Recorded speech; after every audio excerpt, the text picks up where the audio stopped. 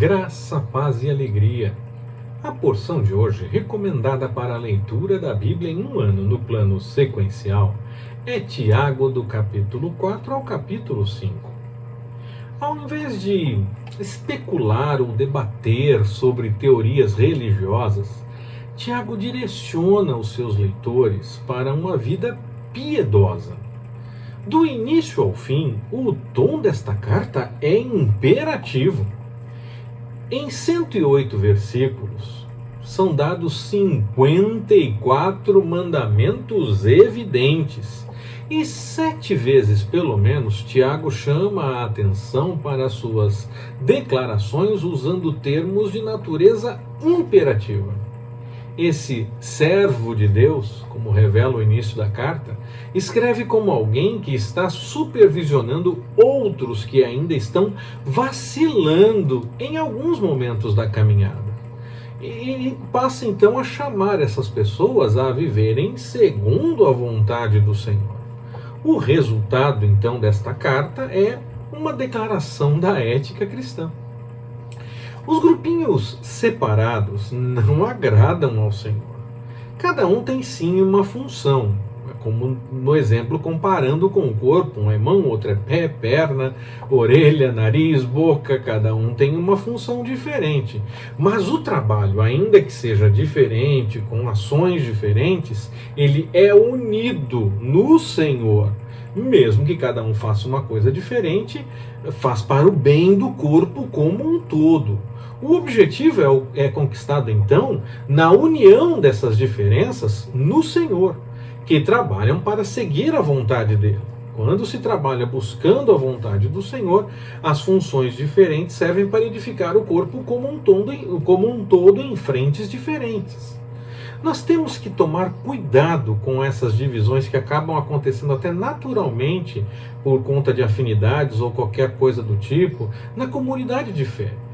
Tanto em assuntos sociais, políticos, qualquer coisa do mundo, nós temos que tomar muito cuidado com isso. Nós nos unimos para buscar as coisas do alto, ainda que com diferenças. Nós buscamos o mesmo objetivo, a vontade do Senhor. Ou transformamos todos em mão e todos em pé, ou todos em nariz, todos em orelha. Cada um tem uma função diferente, sim, mas todos trabalham para a edificação do corpo como um todo. Ainda que os trabalhos sejam diferentes, sigam em frentes diferentes, o objetivo final é a edificação do corpo como um todo. Então não caia na tentação de limitar um único tipo de pensamento como sendo mais cristão no que diz respeito ao desenvolvimento social, por exemplo.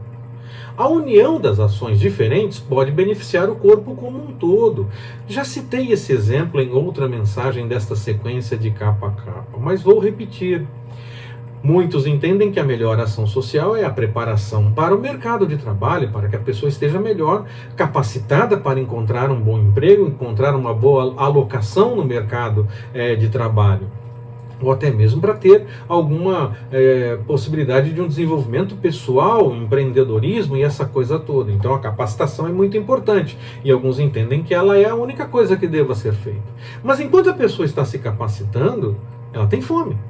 Ela precisa comer, ela precisa se alimentar. E ela vai ficar esperando a capacitação acabar e aí dar tudo certo para que ela possa comer? Não! Aí quem defende que tem que dar a ajuda para aquela pessoa pode entrar nessa hora. E aí todos trabalham juntos. Não é necessário dizer só que só se deve ter a capacitação, nem que só se deve dar o apoio financeiro, o apoio de mantimentos.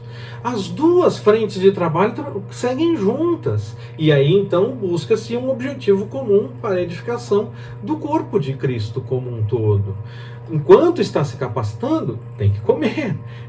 Depois que se capacita, mas ainda não consegue alguma coisa por qualquer problema na economia, é preciso comer. Então as duas frentes são certas. Não é uma só que é certa e vamos fazer só de um jeito. Nós podemos fazer todas essas coisas ao mesmo tempo e edificar de forma completa o corpo. Então, não é para ser todo mundo mão, ou todo mundo ser pé, ou todo mundo ser orelha. Nós temos funções diferentes, sim. Cada um vai fazer uma coisa. Mas no todo, o corpo será edificado de forma completa. Isso vale para muitos assuntos. Esse exemplo da ação social é apenas um que muitas vezes fervilha até por questões de entendimento social, político, mas esse é apenas um exemplo. É possível aplicar isso em várias outras situações.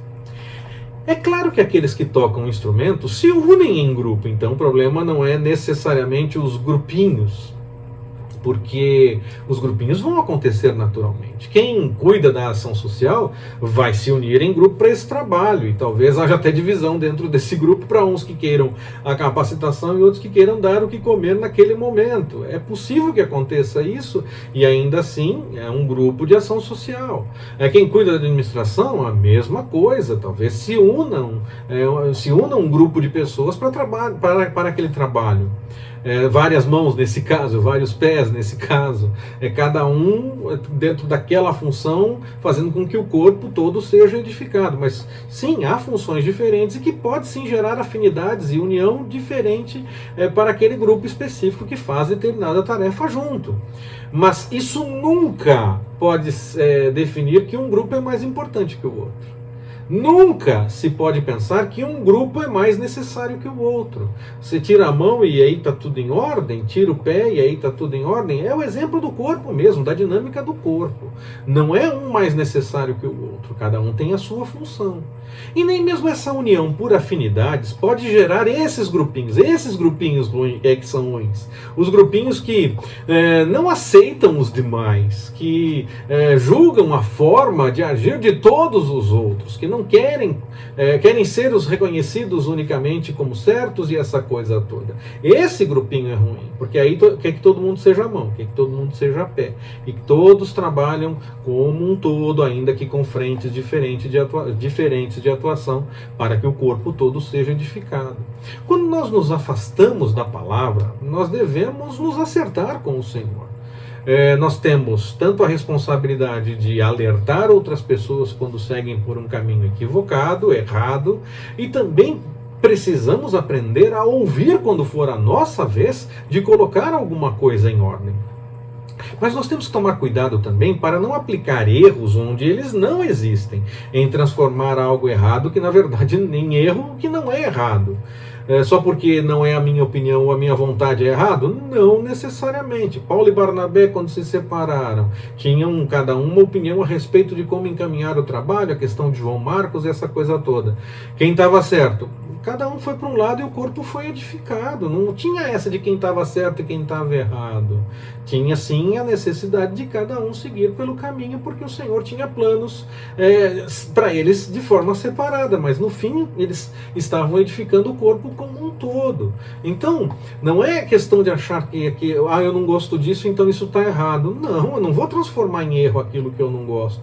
De repente aquilo é necessário numa frente diferente de trabalho para que o corpo seja edificado de forma total lá na frente. Então, não posso transformar qualquer contrariedade do que eu prefiro em coisa errada. Eu não posso transformar em coisa errada aquilo que eu interpretei errado. Eu interpretei de forma errada e vou transformar aquilo em erro da pessoa? Não, eu não posso fazer isso.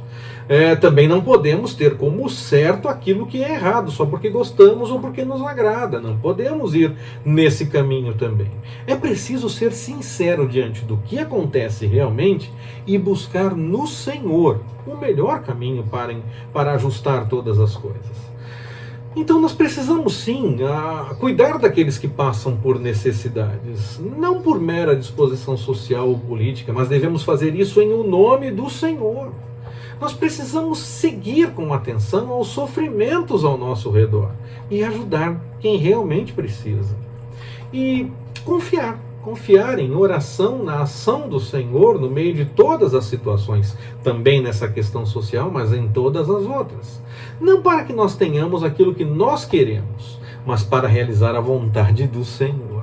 Discernindo qual é o propósito do Senhor no meio de tudo aquilo, tendo um coração que busca a vontade dele a cada momento, e assim podendo orar e receber sim aquilo que por que nós oramos. Nós fazemos a nossa oração e podemos sim receber do Senhor quando buscamos a sua vontade, não os nossos desejos, os desejos do nosso coração.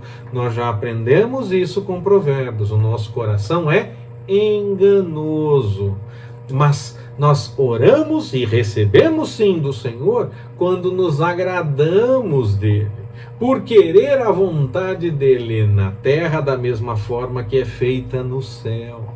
Discernindo então a vontade do Senhor, nós vamos fazer pedidos sempre, buscando por isso, pelo encaminhamento desse discernimento da vontade do Senhor. Podemos até apresentar aquilo que parece mais agradável naquele momento, mas submetemos isso à vontade do Senhor. Afasta de mim esse cálice, contudo seja feita a tua vontade. Nós podemos apresentar sim aquilo que temos como mais interessante ao nosso olhar, mas devemos estar submissos à vontade do Senhor, mesmo que seja totalmente diferente do que nós apresentamos. E aí nós vamos sim, orando dessa forma, nós vamos desfrutar do melhor que o Senhor tem para nós, buscando sempre a vontade dele. Que o Senhor nos abençoe. Forte abraço, até mais, permitindo o Senhor.